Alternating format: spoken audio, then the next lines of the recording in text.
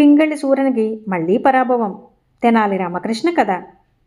ఒకసారి రాయలవారి సభలో భార్య వల్ల భర్త శోభిస్తాడా, భర్త వల్ల భార్య శోభిస్తుందా అన్న సమస్య మీద కవుల మధ్య వాదోపవాదాలు జరగసాగాయి. పింగళి సూరన గారు లేచి, భర్తతో పాటు భార్య కూడా యోగ్యురాలై ఉండాలి. భార్య అయోగ్యురాలైతే భర్త ఎంత యోగ్యుడైనా అతడికి సత్కీర్తి సంపద లభించదు అన్నాడు. అందరూ హర్షధ్వానాలు చేశారు.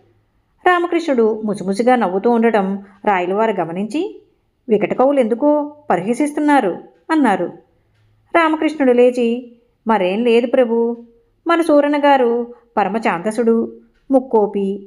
ఈయన చీటికి మాటికి తన భార్యని ఏదో వంకతో హింసిస్తూ ఉంటాడు. మరి ఆవిడో మహాపతివ్రత, శాంతవతి, ఓరిమిలో భూసమానురాలు. ఇతను కొట్టే దెబ్బలతో ఒళ్లంతా కాయలు కాచిన ఓరిమితో సహిస్తోంది. ఆమె యోగ్యురాలైనందునే అయోగ్యుడైన ఈ సూరనికి ఇంత ఖ్యాతి కలిగింది అన్నాడు.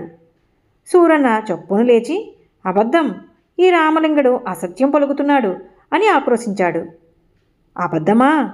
మీ ఆవిడ ఒంటి మీద రాటు తేలిన మీ అకృత్యాలా, మీ పైశాచికత్వాన్ని సమర్థించుకుంటూ మీరు రాసిన పద్యమా అన్నాడు రామకృష్ణుడు వెటకారంగా.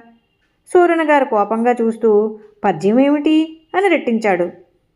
ఏమిటా, తమరు రాసిన మాధవ పాండవీయంలో అప్రయోజకుడు జాంతేంద్రుడు అయిన ధృతరాష్ట్రుడు తన భార్య గాంధారి సుగుణ సంపత్తి వల్లనే ఖ్యాతి గడించాడని చెబుతూ, సుబలతనయ గుణమహిమన్ ప్రబలి తనకు దారధర్మ పాలన లీలన్ సొబగందివన్నెతేగా విబుధస్తుతుడవ్ విబుండు వెలసెంధరణిన్ అని వ్రాసారు కదా.